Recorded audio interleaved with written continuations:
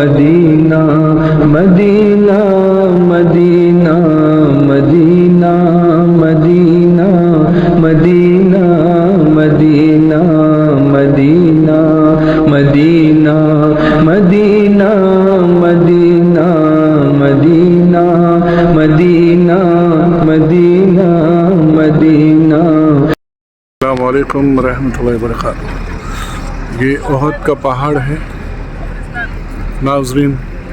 اب احد کے پہاڑ کے دامن میں ہم لوگ آئے ہیں اور اب سید الشہداء حضرت امیر حمزہ رضی اللہ تعالیٰ عنہ کی قبر مبارک کے پاس انشاءاللہ جائیں گے اور بھرپور دعا کریں گے کہ اللہ تعالیٰ احد کے شہداء کے صدقے ہماری مغفرت فرمائے، ہمارے دعاؤں کو قبول فرمائے۔ یہ احد کے دامن میں ہم لوگ اس وقت جا رہے ہیں۔ آ رہی ہے یہ جو پہلی قبر ہے، جو بلاک کھڑا ہوا ہے کالے کلر کے پتھروں والی، جو پہلی قبر نظر آ رہی ہے، یہ قبر ہے پہلی والی اس طرف والی جو پہلی قبر ہے نا، یہ قبر ہے حضرت سید شہداء حضرت امیر حمزہ رضی اللہ تعالیٰ عنہ کی، حضور کے چہیتے چچا جان۔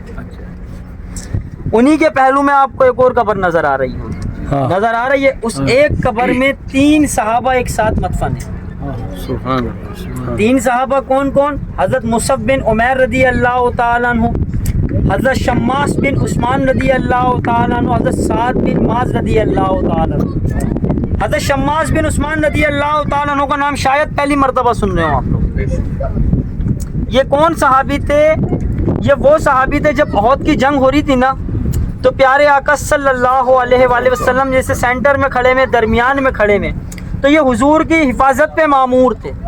حفاظت پہ کیسے معمور تھے کہ کوئی کافر یہاں سے آتا تو اس کا مقابلہ کرتے، کوئی کافر یہاں سے آتا اس کا مقابلہ کرتے، کوئی کافر یہاں سے آتا اس کا مقابلہ کرتے، اور حتیٰ کہ مقابلہ کرتے کرتے شہید ہو گئے۔ شماس بن عثمان رضی اللہ تعالیٰ عنہ شہید ہو گئے، تو پیارے آقا صلی اللہ علیہ وآلہ وسلم نے ان کا نماز جنازہ بھی نہیں پڑھایا۔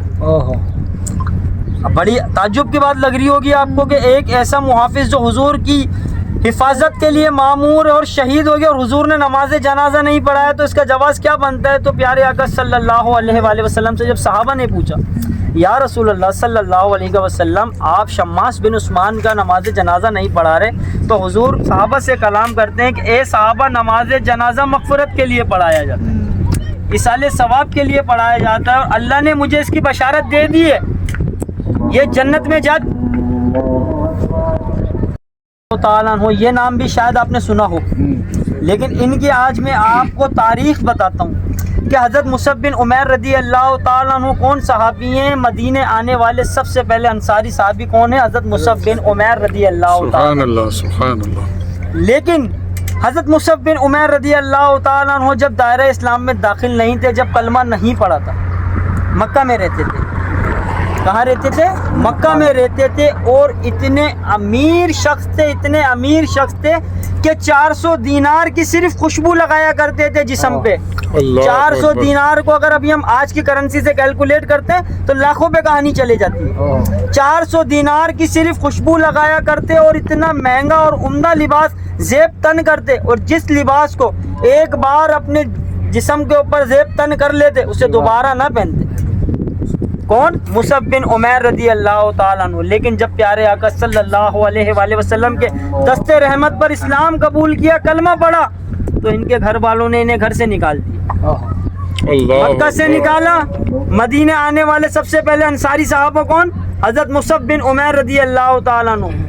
بات یہاں مکمل نہیں ہوتی، مدینے آ گئے کون؟ 400 دینار کی خوشبو لگانے والے، اتنا عمدہ اور مہنگا لباس پہننے والے کہ عرب میں مثالیں دی جاتی تھی، اگر کوئی عرب میں امیر ترین شخص ہے وہ مصعب بن عمیر ہے۔ مصعب بن عمیر کی خوشبو گھنٹوں گلی میں رہا کرتی تھی، جس جہاں سے گزر جاتے تھے وہاں گھنٹوں خوشبو رہا کرتی۔ مدینے آ گئے، پیارے آقا صلی اللہ علیہ وآلہ وسلم سے ملاقات ہوئی، تو حضور مصعب بن عمیر رضی اللہ تعالیٰ عنہ کو دیکھ کر رونے لگے۔ کیوں رونے لگے؟ اس لیے رونے لگے کہ جب مصعب بن عمیر رضی اللہ تعالیٰ عنہ سے ملاقات ہوئی نا، جو ان کے جسم پہ لباس تھا وہ ٹاٹ کا لباس تھا۔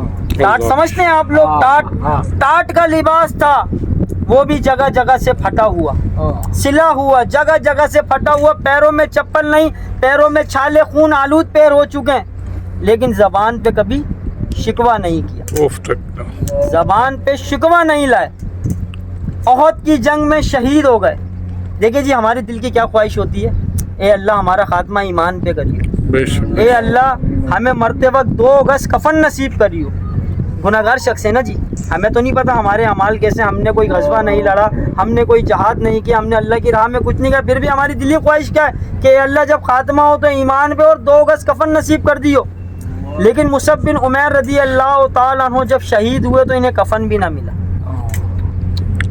کیونکہ مسلمانوں کے حالات اتنے اچھے نہ تھے کہ مسلمانوں کو الگ الگ کفن دیا جاتا۔ مصعب بن عمیر رضی اللہ تعالیٰ عنہ کے حصے میں جو کفن آیا وہ چھوٹا آیا۔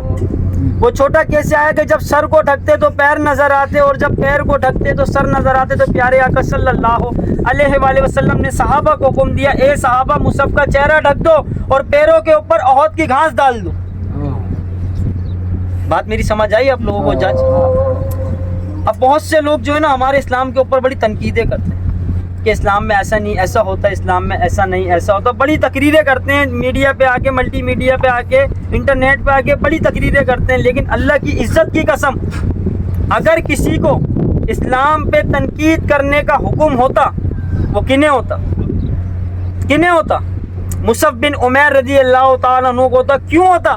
کہ اے اللہ جب میں تیرے دین میں شامل نہ تھا میں بڑا کامیاب تھا، 400 دینار کی خوشبو لگاتا تھا، عمدہ اور لذیذ، عمدہ اور خالص لباس پہنا کرتا، لیکن تیرے دین میں آنے کے بعد میری کیا حالت ہو گئی، میرے جسم پہ کپڑا بھی نہیں ہے، پھر بھی میں نے اف نہیں کیا۔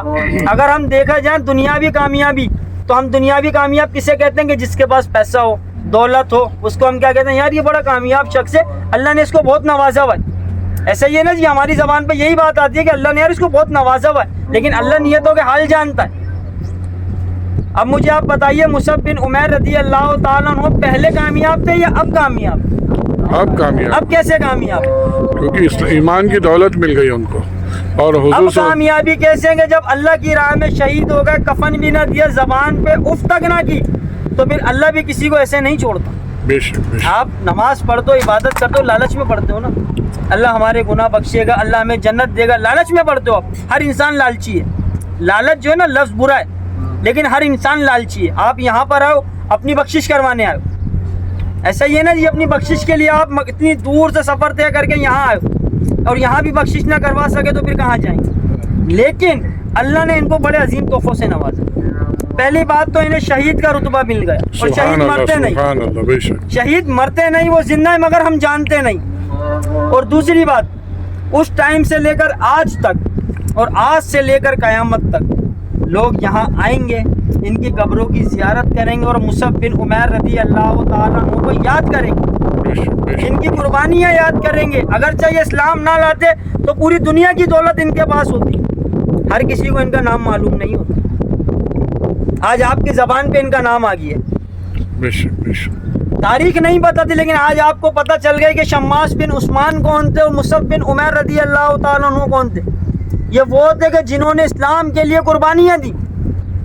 ہم پیدا ہوتے ہیں نا تو اسلام ہمیں تھالی میں سجا کے دے دیا جاتا ہے، لو بھائی مسلمان پیدا ہوا۔ ایسا ہی ہے نا، نہ ہم نے کوئی جنگ کرنی ہے، نہ کوئی جہاد کرنا ہے، نہ کچھ کرنا ہے، پیدا ہوئے کانوں میں اذان دے دی گئی بھائی بچہ مسلمان ہے، ایسا ہی ہوتا ہے نا جی۔ لیکن یہ مسلمان پیدا نہیں ہوئے، یہ مسلمان پیدا نہیں ہوئے، کوئی مشرک کے گھر پیدا ہوا، کوئی مجوسی کے گھر پیدا ہوا، کوئی کسی کے گھر پیدا ہوا۔ لیکن جب عقل و شعور آیا، جب عقل و شعور آیا تو انہوں نے حضور کے دست رحمت پر اسلام قبول کیا۔ اسلام قبول کرنے کے بعد ان کو آسائشیں نہیں ملی، ان کو کوئی آسائش نہیں ملی کہ اللہ کے دین کے اوپر آ گئے تو ان کو راحت مل جائے۔ آج ہماری مسجدوں کے اندر اے سی لگا دیے جاتے ہیں، کیوں؟ یار نماز پڑھنے کے لیے حاجی آئے گا تو اسے تکلیف نہ ہو۔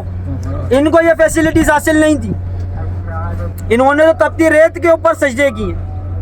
یہ دیکھیں نا، آج آپ اس جگہ کو جو ہرا بھرا دیکھ رہے ہیں، لیکن اس وقت یہ صرف پہاڑ تھا اور یہ میدان تھا۔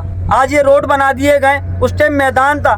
اس میدان کی ریت کے اوپر بھی اللہ کو سجدہ کرنا نہ چھوڑا، حالانکہ اپنی زندگی کے آخری پل گن رہے ہیں، آخری پل سے مراد کہ آخری سانسیں لے رہے ہیں، لیکن اگر نماز کی اوقات آ گئی، نماز کا وقت ہو گیا تو اپنی ساری تکلیفیں بھول کے شکر خدا کیا.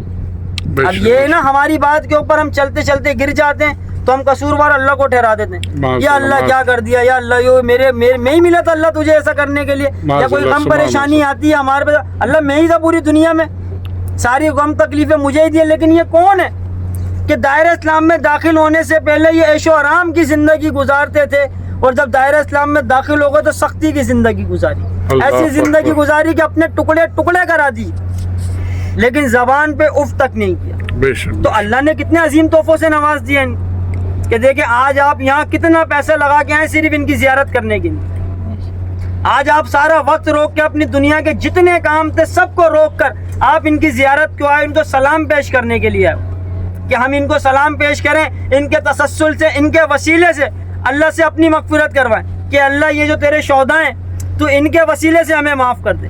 آمین. یہی دعا لے کر آئے نا جی دل کے اندر، تجارت کے لیے تو نہیں ہے. دعا کیا لے کر آئے کہ حضور کے وسیلے سے، شہداء کے وسیلے سے دعائیں مانگے.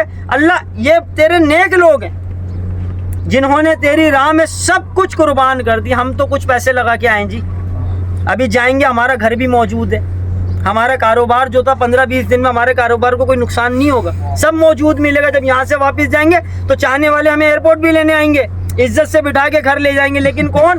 یہ اللہ کے دین کے اندر شامل ہوئے ہیں لیکن اس کے بعد واپسی کا دروازہ نہیں تھا. گھر والوں نے جہاں اسلام قبول کیا وہاں گھر سے نکال دیا کہ جاؤ کوئی نہیں جا نگران کی قبر. اگر اس کو گھر بالکل